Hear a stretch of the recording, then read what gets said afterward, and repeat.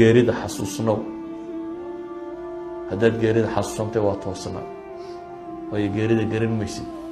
gaadhigaa ka horeeya inuu shil ku geli tareelle inuu kaaga kor mari garan maysid geerida xasuusnow qiyaamuhu yuu kaa libdhin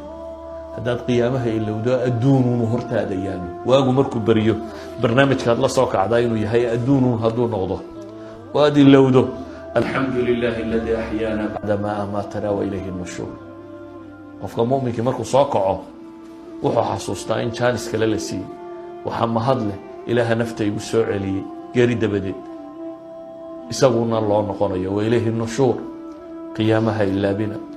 aayadku waxay kaloo ina farayaan waxyaabaha lagu toosnaaday asbaabta waxaa ka mid ah alamru bilmacruufi wanahyu cani lmunkar xadaraad badan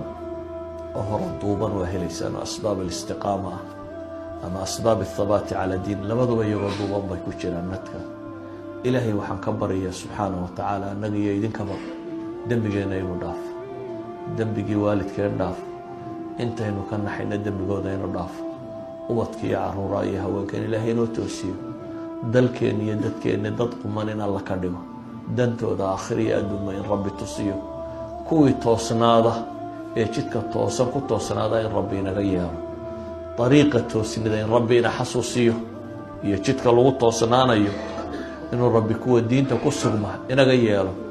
nebi moxamed calayhi salaatu wasalaam baa ku ducaysanaya ilaahu qalbigayga diinta ku sugay انت ربي الدين تقلبي وتكسر ربي نغيره صلى الله على محمد وعلى اله وصحبه وسلم والحمد لله رب العالمين.